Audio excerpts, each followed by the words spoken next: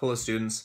I wanted to do a video this week because I wanted to talk to you about this face to face, and I know that not a lot of you are able to meet me for my office hours on Thursdays from 4:30 to 5:30. So I want to talk about leads that come in, okay? So you don't end up with a bunch of these all over your desk.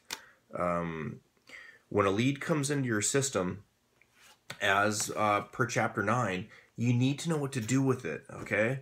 So it's taken me years to figure this out, but one of the things I do is find out what kind of lead it is first. So to do that, we need to know if the person is a suspect, prospect, client, or raving fan.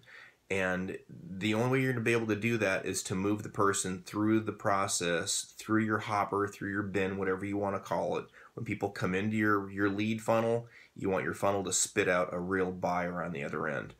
Okay, so this week let's talk about it. So you're at an open house and you meet someone. That's the easiest place to get their contact information. But let's say that they call you from a for sale sign that you have on up, and you missed the call, and so they say, "Hey, this is Cindy Lou, and I'm in front of your listing right now, 123 Main Street. I would like to get some more information on it." So are you going to call them back? Are you going to text them back? Well, in this day and age, most people want to text, and I can tell you that there are still people out there who don't like to text. My mom is one of them. Excuse me. She just like technologically just not there. If you know what I mean, you might have one yourself.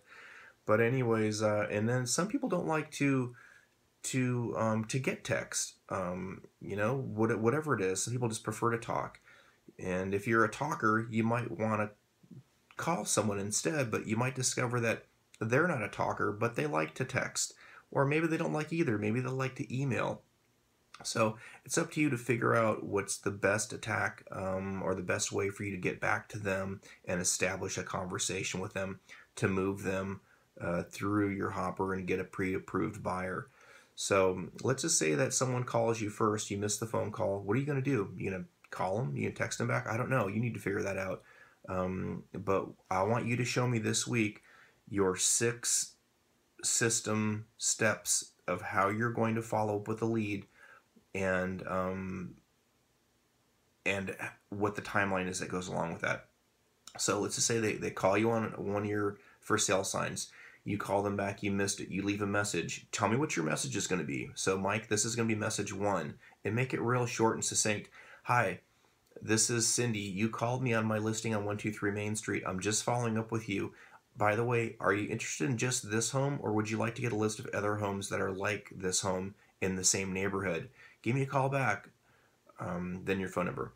The next one could be a text. You know, Cindy, I just left you a message. How do you prefer to communicate? Would you like me to text, call, or email you? I'm trying to get back to you about the property that you called me on 123 Main Street.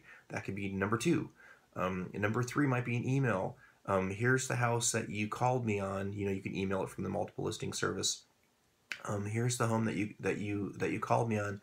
Sorry I missed your call, but here's the property. Would you like a list of other homes in the neighborhood automatically emailed to you when they come on the market, or are you interested in just this home? Are you looking to buy flip properties? Is this an investment property? How can I best help you? That might be the 3rd one. The 4th one might be a piece of mail.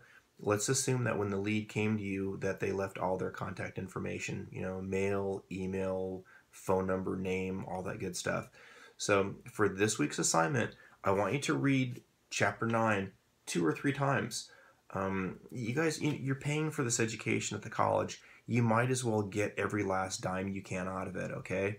So get your money's worth. Read the chapter twice, and then design for me your 6-step process of follow-up.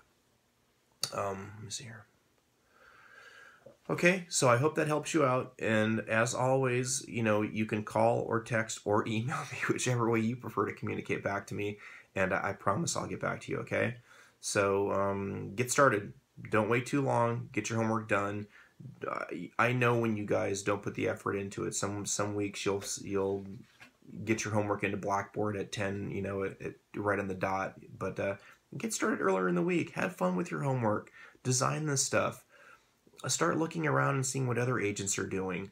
maybe call on a house for sale right now and see what the other agent does to follow up with you. Maybe it's great follow-up. Maybe it's some stuff that you could use.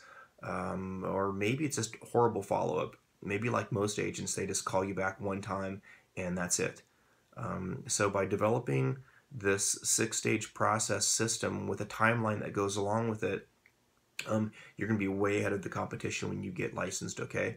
So like I said, if you need any help, let me know. Until then, bye now.